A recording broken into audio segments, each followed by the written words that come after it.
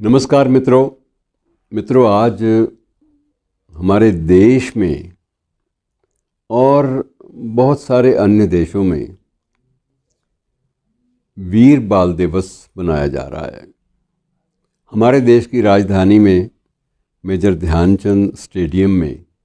विशाल स्तर पर एक सम्मेलन आज आयोजित किया गया है, जिसमें राष्ट्र के सभी प्रमुख नेता और सभी कमोबेश लगभग सभी दलों के जो अगुवा हैं वो भी वहाँ पर उसमें शामिल होने के लिए पहुँच चुके हैं। और ये वीर बाल दिवस इसका महत्व क्या है, आपको मैं सिर्फ क्योंकि औपचारिक कहानियाँ या औपचारिक पुरानी सारी बातें दोहराने से बेहतर ये होगा कि मैं कुछ एक इससे जो उभरते हुए जो कुछ प्रश्न हैं, कुछ मुद्दे हैं, कुछ विषय हैं, उनको आपके साथ बांट लूँ। सबसे पहली बात मैं इस बारे में बांटना चाहूँगा कि विश्व के इतिहास में इस स्तर की त्रासदी शायद निजी रूप में किसी ने कहीं भी नहीं देखी होगी। ये त्रासदी आत्मोत्सर्ग की है, ये आत्म बलिदान की है, और बलिदान भी कुछ एक मुद्दों के लिए, कुछ एक सिद्धांतों के लिए, कुछ एक आस्थाओं के लिए, इनके लिए जो बलिदान किए जाते हैं वो इतिहास में भी अमर रहते हैं और लोगों के दिलों में भी वो बलिदान जो हैं अक्सर एक ज्योति को जलाए रखते हैं। पिछले कुछ दिनों पहले की बात मैंने पहले भी आपसे एक बार बांट चुका हूँ, लेकिन फिर एक बार बांट लेता हूँ क्योंकि आज ये प्रसंग है। एक मेरे मित्र हैं, सरदार सिख फैमिली से हैं, मैं उनका नाम तो यहाँ लेना वाजिब नहीं होगा, लेकिन उन्होंने एक बड़ी अजीब बात कही जो मुझे अविश्वसनीय तो लगी, लेकिन वो बात इतनी प्रभावी थी कि उसने मुझे भी अंदर तक उसने गहरा एक प्रकार से प्रभाव छोड़ा, मेरे भीतर भी एक ज्योति जलाई। और वो बात ये थी कि उन्होंने बताया कि हम लोग बहुत सारे हमारे परिवार जो हैं इन 6 दिनों में जब पूरा देश जो है वो अलग तरह के समारोहों में और फेस्टिवल्स और पर्व इनमें लगा होता है, तो हम लोग इन दिनों में विशेष रूप से हम धरती पर सोते हैं बिल्कुल वैसे ही जैसे कोई अपने लोग इन दिनों हमसे बिछड़े हों और किसी विशेष आस्था या सिद्धांत की खातिर बिछड़े हों। तो हम उनकी स्मृति में हम लोग ज़मीन पर सोते हैं, और इन दिनों में कई बार ऐसा भी होता है कि हमें एक निर्धारित दिन को हम लोग व्रत भी रखते हैं, हम लोग उस दिन खाते पीते भी कुछ नहीं, और ये सारा कुछ एक सैद्धांतिक लड़ाई पर केंद्रित होता है। और हमें लगता है कि ये जो कैसी भावना उन साहबजादों के मन में, कैसी संस्कार जगे होंगे, ये बात इसका अनुमान लगाना भी संभव नहीं है। अजीब एक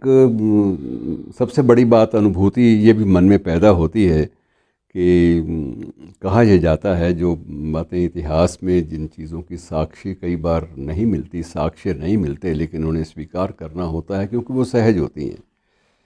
कि कुछ दिनों के बाद गुरु गोविंद सिंह जी स्वयं, दशम गुरु स्वयं भी एक समागम में बैठे, और उस समागम में उन्होंने अपने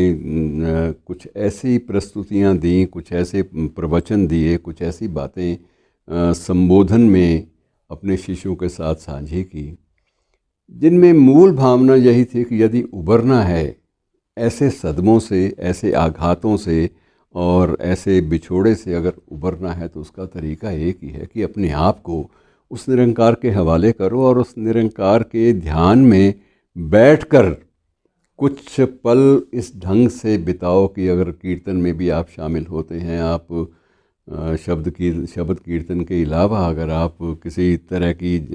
पाठ में भी शामिल होते हैं, तो आपको उसी तल्लीनता के साथ शामिल होना पड़ेगा, होना चाहिए, जिस तल्लीनता के साथ आप अतीत में होते आए हैं। और आपको ये महसूस होना चाहिए कि जो कुछ भी हुआ है वो भी उसी का भाना है। तभी एक मुहावरा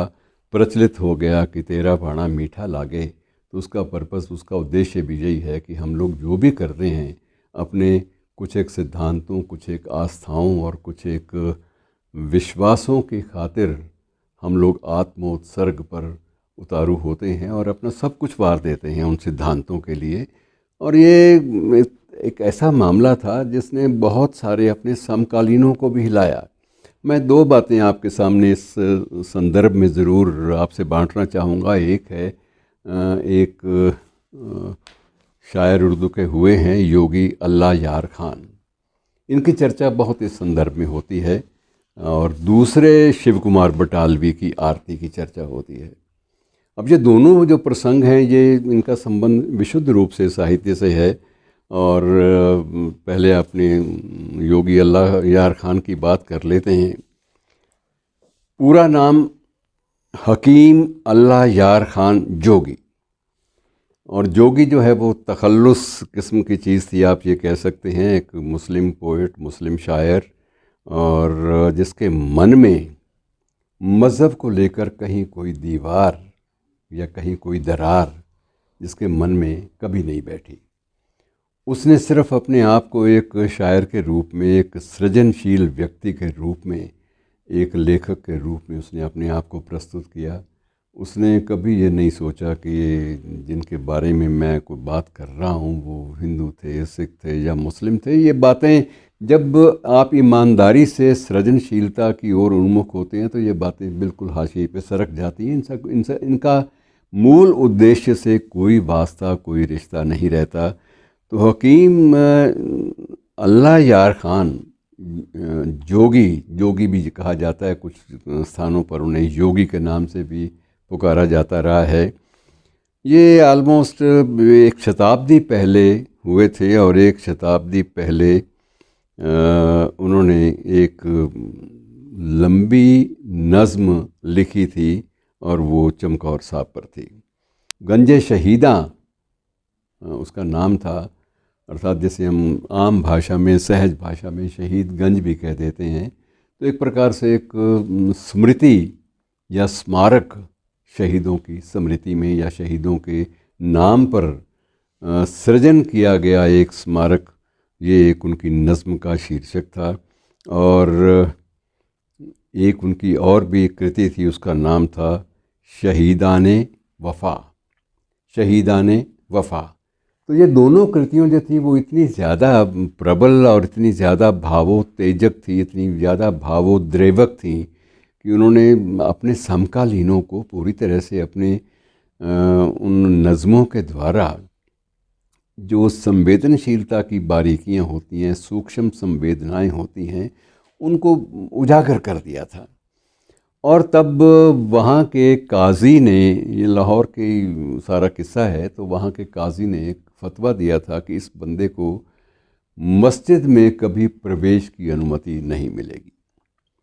और ये प्रवेश की अनुमति अर्थात जैसे हम सिख पंथ में कहते हैं ना कई बार कि पंथ से खारिज कर देना, पंथ में से छेक देना शब्द का इस्तेमाल होता है पारिभाषिक रूप से। इसी प्रकार से मस्जिद से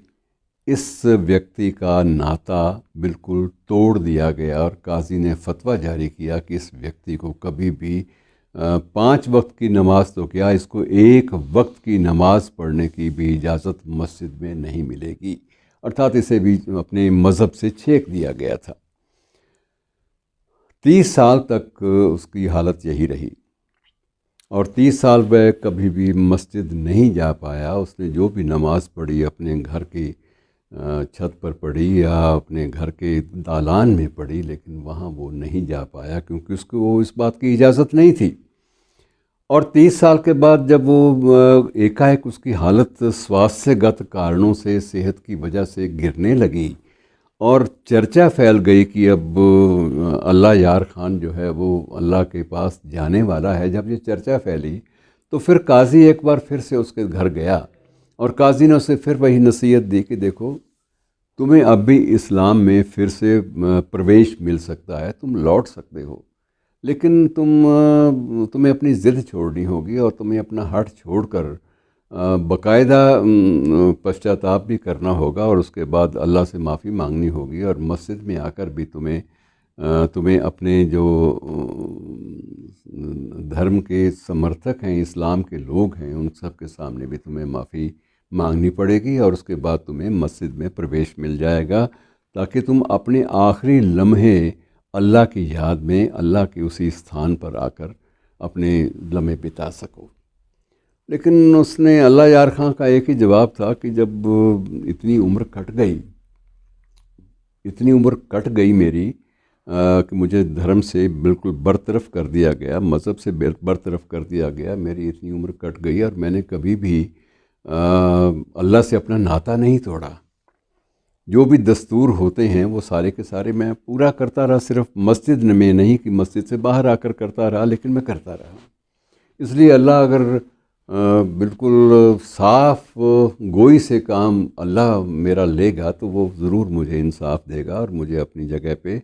अपने चरणों में जगह भी देगा और उसके बाद मेरी सुनवाई भी करेगा और मुझे संभालेगा। मुझे इस बात का पूरा पूरा विश्वास है, मेरा ये अकीदा है कि जो मैंने किया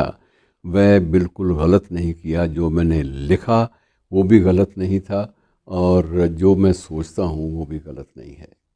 और इसी प्रकार से दूसरी बात शिव कुमार बटालवी के बारे में जुड़ी हुई है, बिल्कुल संदर्भ मिलता जुलता है कि शिव कुमार बटालवी से भी एक बार किसी श्रोता ने, किसी ने कह दिया, विद्वान ने, कि शिव यार तुमने गुरुओं के बारे में या साहबजादों के बारे में कुछ नहीं लिखा। तो शिव का एक ही उत्तर था कि मेरे पास अल्फाज ही नहीं हैं कि मैं उनके बारे में कुछ भी लिख सकूं। मेरे पास ऐसे ना तो ऐसी भाषा है ना ऐसी बड़ी सोच है, मैं तो बड़ी छोटी सोच का आदमी हूँ। लेकिन ये ज़रूर है कि मैंने एक आरती ज़रूर लिखी है, जिस आरती को मैं समझता हूँ कि ये मेरी अकीदत के फूल हैं, मेरी श्रद्धा के फूल हैं और इन्हीं को मैं कई बार अपने विशेष मित्रों के साथ बैठकर या किसी विशेष महफिल में या किसी विशेष समागम में मैं पढ़ भी देता हूँ। आरती मित्रों बहुत लंबी है, उसका उल्लेख यहाँ नहीं करूँगा, लेकिन एक